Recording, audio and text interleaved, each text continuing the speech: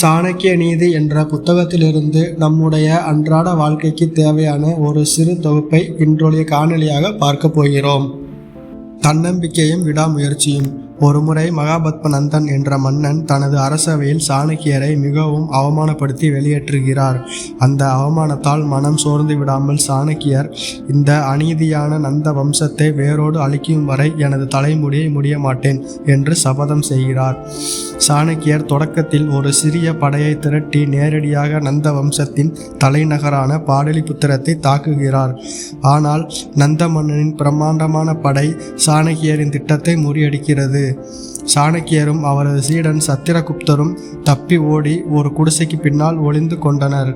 அப்போது அந்த குடிசைக்குள் ஒரு தாய் தனது குழந்தைக்கு சூடான கஞ்சியை பரிமாறி கொண்டிருந்தாள். அந்த குழந்தை கஞ்சியின் நடுப்பகுதியில் கையை வைத்து சுட்டு கொண்டு அழுதது. அதை பார்த்த தாய் சொன்னாள், மகனே, நீயும் சாணக்கியனை போலத்தான் செய்கிறாய். கஞ்சியின் ஓரங்களில் ஆறியிருக்கும். அங்கிருந்து சாப்பிட தொடங்காமல் நேரடியாக நடுவில் கையை வைத்தால் கை சுடத்தான் செய்யும்.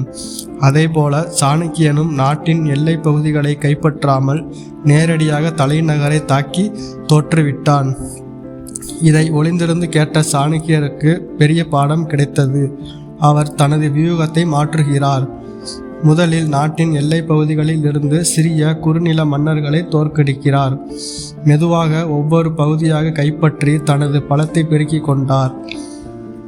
இறுதியில் பலவீனமடைந்த தலைநகரை தாக்கி நந்த வம்சத்தை வீழ்த்தி சந்திரகுப்தரை மௌரியரை அரியணையில் ஏற்றினார்.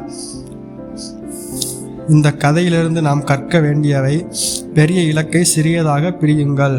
ஒரே நாளில் வெற்றியடைய நினைப்பது கஞ்சியின் நடுப்பகுதியில் கையை வைப்பது போன்றது. சிறிய படிகளாக முன்னேறுங்கள். தோல்வி ஏற்படும் போது மனம் தளராமல் அதில் உள்ள தவறுகளை கண்டறிந்து திருத்திக் கொள்ள வேண்டும். உழைப்பு மட்டும் போதாது, சரியான திட்டமிடம் இருந்தால் மட்டுமே இலக்கை அடைய முடியும்.